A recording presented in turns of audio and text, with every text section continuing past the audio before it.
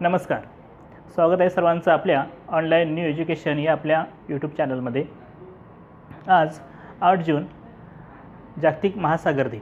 8 जून हा जागतिक महासागर दिन म्हणून साजरा केला जातो. पृथ्वीवर एकूण 7 खंड आणि 5 महासागर आहेत. अटलांटिक महासागर, पॅसिफिक महासागर, आर्क्टिक महासागर, हिंदी महासागर आणि दक्षिण महासागर. या 8 जून दिवशी आपण जागतिक महासागर दिन साजरा करतो, कारण महासागर असतील तरच आपलं जीवन अवलंबून आहे. कारण महासागरावरच पाण्याचे स्रोत अवलंबून असतात, हवेचे वाहन अवलंबून असतं, पृथ्वीचं तापमान अवलंबून असतं. असं म्हटलं जातं की पहिल्या सजीवाची निर्मिती ही पाण्यामध्ये झाली आणि या पाण्यामधूनच नंतर पुढं उभयचर प्राणी, भूचर प्राणी, खेचर प्राणी अशा प्रकारचे आता जी पाहतो आपण ती सजीवसृष्टी निर्माण झालेली आहे. पृथ्वीवर जमिनीवर असणाऱ्या एकूण सजीवसृष्टीपेक्षा खूप मोठ्या प्रमाणात वनस्पती आणि प्राण्यांची सजीवसृष्टी ही महासागरामध्ये आपल्याला पाहायला मिळते. महासागर टिकतील तरच संपूर्ण सजीवसृष्टी जिवंत राहू शकते, टिकू शकते. यासाठी महासागर हे आपल्याला स्वच्छ ठेवले पाहिजेत आणि त्यांची योग्य ती काळजी घेतली पाहिजे. आजचा आपला अभ्यासाचा विषय आहे बुद्धिमत्ता चाचणीमधला वर्गीकरण. वर्गीकरण या घटकासाठी आपल्याला शब्दसंग्रह, आकृत्या, संख्या आणि एकूण वेटेजपैकी या घटकाला 10% वेटेज बुद्धिमत्ता चाचणीमध्ये दिले गेलेलं आहे. म्हणजे साधारण 50 प्रश्नापैकी 5 प्रश्न हे वर्गीकरण या घटकासाठी आलेले असतात. वर्गीकरणामध्ये आपण दिलेल्या शब्दामधून न बसणारा शब्द किंवा वेगळा शब्द किंवा वेगळं पद किंवा विशिष्ट गुणधर्म नसणारा, तिघांसाठी एक लागू होतो गुणधर्म किंवा तिघांसाठी एक नियम लागू होतो, पण एकाच शब्दासाठी किंवा एकाच प्राण्यांसाठी किंवा सजीवासाठी किंवा वस्तूसाठी तो नियम लागू होत नाही. म्हणजेच गटात न बसणारा शब्द आपल्याला शोधायचा असतो. ह्याला आपण वर्गीकरण म्हणतो. त्यामध्ये शब्द येऊ शकतात, संख्या दिलेल्या असतात काही वेळा. त्या संख्यांसाठी एक विशिष्ट नियम लागू बसतो तिघांसाठी, पण एका कुठल्या तरी संख्येसाठी आपल्याला तो नियम लागू होत नाही. तेव्हा ते गट किंवा तेव्हा ते पद किंवा तेव्हा ती संख्या ही त्या गटासाठी लागू होत नाही. म्हणजे ती गटात न बसत नाही, म्हणून ती आपल्याला शोधायची असते. त्या पर्यायाचं उत्तर आपल्याला उत्तरपत्रिकेत गोल करायचं असतं. त्याशिवाय काही आकृत्या दिलेल्या असतात. ह्या आकृत्या देखील ठराविक प्रमाणे म्हणजेच एकसारख्या दिसणाऱ्या असू शकतात किंवा काही वेळा त्याच आकृत्या फक्त आपल्याला फिरवून दिलेल्या असतात, पण एकच आकृती त्या 4 आकृत्यापैकी वेगळी असते. मग ती आकृती आपल्याला शोधता आली पाहिजे आणि ती शोधून आपल्याला उत्तरपत्रिकेमध्ये त्याचा क्रमांक लिहिता आला पाहिजे. हेच आपण पाहणार आहोत. वर्गीकरण या प्रश्नामध्ये साम्य असणारे 4 घटक दिलेले असतात. त्यापैकी 3 घटक हे तंतोतंत साम्य दर्शवणारे असतात, पण एका घटकासाठी मात्र तो नियम लागू होत नाही, म्हणून तो घटक शोधावा लागतो. आता शब्दसंग्रह या वर्गीकरणाच्या उपघटकामध्ये आपल्याला शब्दसंग्रह बघण्यासाठी म्हणजेच शब्दामध्ये समानार्थी शब्द,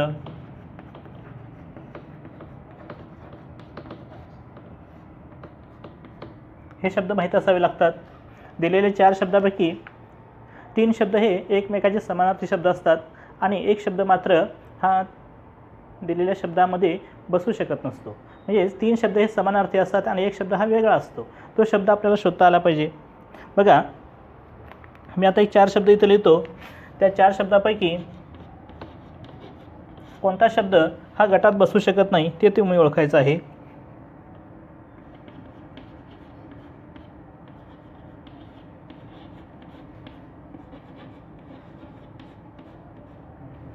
शब्द आहेत पादप, तरु, द्रुम आणि वृक्ष.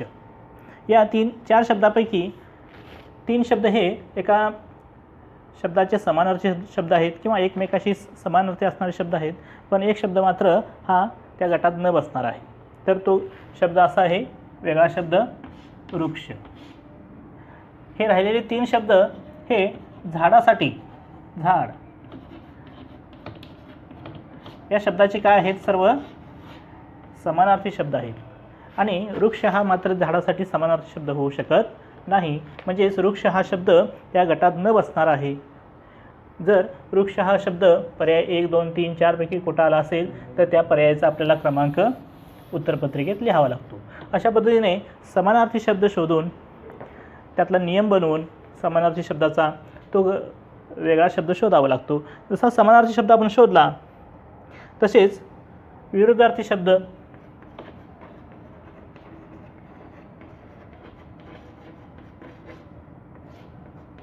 तसेच समान गुणधर्म असणारे शब्द,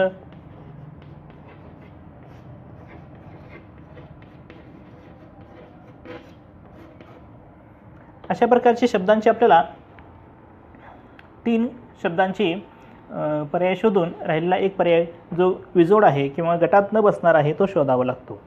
जसं बघा आता समान गुणधर्मामधला आपण एक प्रश्न पाहू. यामध्ये आता आम्ही काही फळांची नावे लिहितो. पेरू, सीताफळ,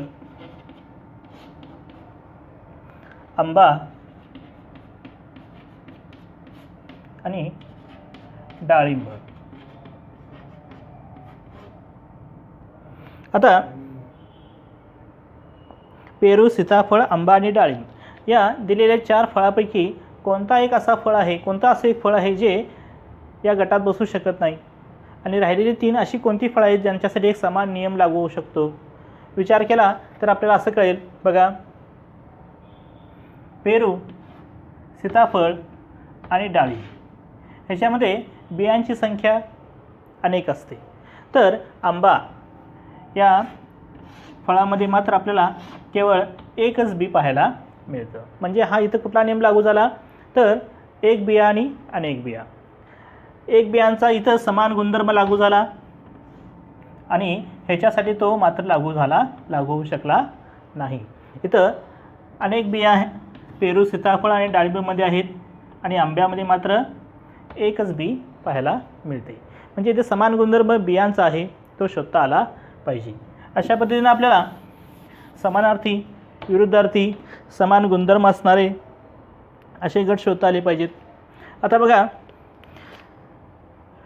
विरुद्धार्थी शब्द असणारे गट कसे असू शकतात. पर्याय बघा, प्रश्न असा येऊ शकतो,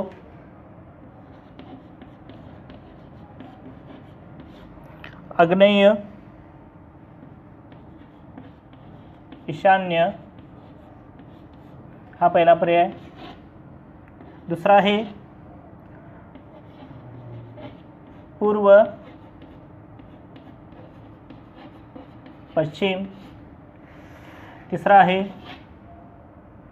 ईशान्य, नैऋत्य.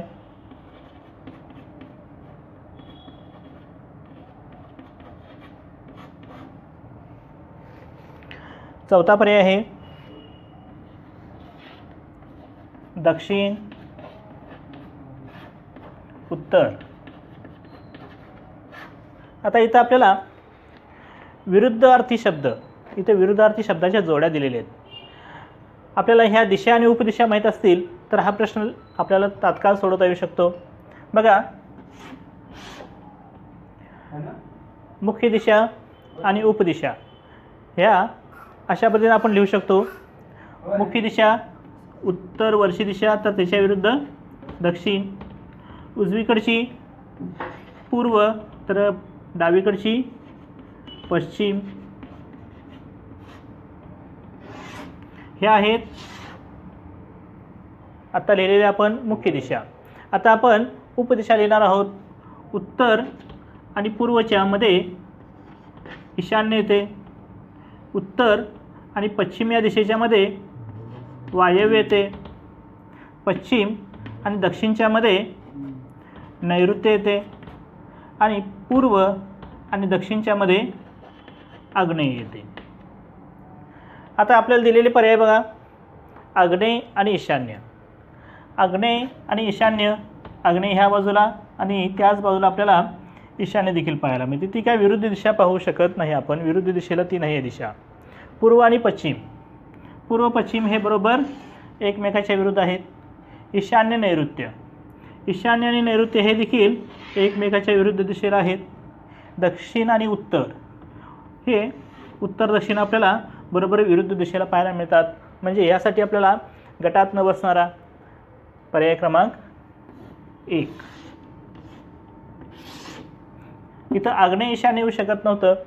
आग्नेयसाठी विरुद्ध दिशा कोणती असणार आहे? वायव्य. अशा पद्धतीने आपण विरुद्धार्थी शब्दांमधून देखील गटात न बसणारा शब्द शोधू शकतो, समानार्थीमधून देखील शोधू शकतो आणि समान गुणधर्म असणाऱ्या शब्दामधून गटात न बसणारे शब्द शोधू शकतो. अशा प्रकारे आपण शब्दसंग्रहामधून वर्गीकरण हा घटक घेऊ शकतो. या वर्गीकरणासाठी साधारण 10% मार्क आपल्याला या प्रश्नपत्रिकेत मिळू शकतात. 10% या अर्थानं की 5 ते 6 प्रश्न या प्रश्नपत्रिकेत आपल्याला वर्गीकरणामधून येत असतात. आता केवळ शब्दसंग्रहच नव्हे तर आकृत्याच्या माध्यमातून देखील आपल्याला वर्गीकरण हा घटक पाहायचा आहे. बघा, काही वेळा समान आकृत्या दिलेल्या असतात आणि एक आकृती वेगळी दिलेली असते, त्यातून आपल्याला गटात न बसणारी आकृती आपण शोधू शकतो. ह्या आकृत्या दिसायला एकदम साध्या सोप्या असतात, पण जाणीवपूर्वक जरा बघितलं तर त्यात किंचितसा बदल केलेला असतो. बघा,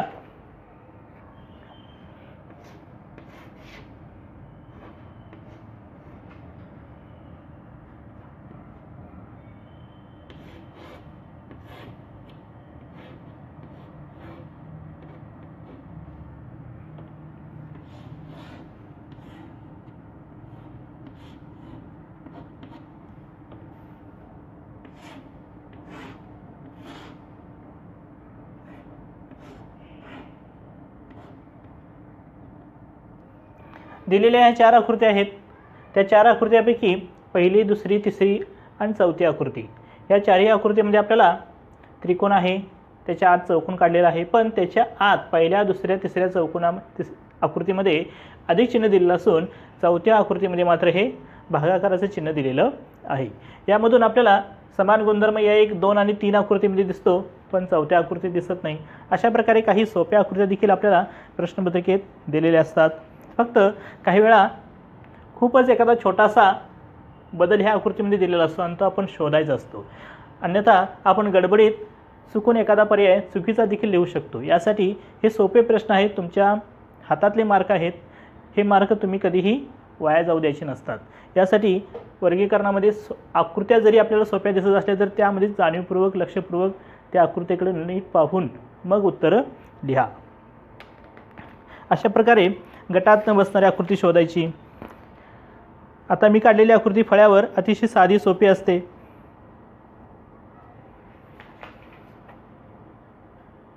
पाहूया आता पुढली आकृती जी काढली जाणार आहे फळ्यावर, त्यापैकी कोण गटात न बसणारी आकृती शोधू शकतं.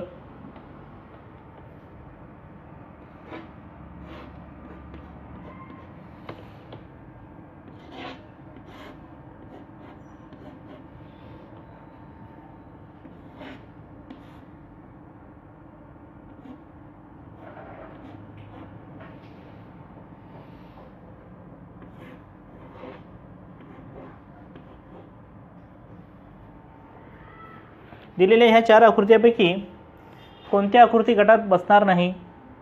पाहिलं तर आपल्याला ह्या आकृत्या एक चित्रकलेमध्ये आपण ज्या साध्या मनुष्याच्या आकृत्या काढतो, हातपाय आणि तोंड, तशा स्वरूपाची दिसतात. ह्या आकृतीसारखी ही जर आकृती आपण डावीकडं 90 अंशात वळवली तर अशी आकृती पाहायला मिळते आपल्याला. हीच आकृती आपण उलट केली तर अशी आकृती येईल, पण याच्यात थोडासा फरक आहे. पुन्हा हीच आकृती जर 90 अंशात वळवली तर आपल्याला अशी आकृती मिळेल, पण ह्या आकृतीत थोडा फरक कोणता आहे तर जे आपण हात आणि पाय दाखवलेले आहेत या आकृतीचे ते दिसायला मात्र आपल्याला सारखे दिसतात. या दिशेलाच दोन्ही आकृतीच्या या बाजू दिसायला आपल्याला समान दिसतात, पण आकृतीची रचना पाहिली तर आकृती ही पूर्णपणे 180 अंशांना वळवलेली आहे.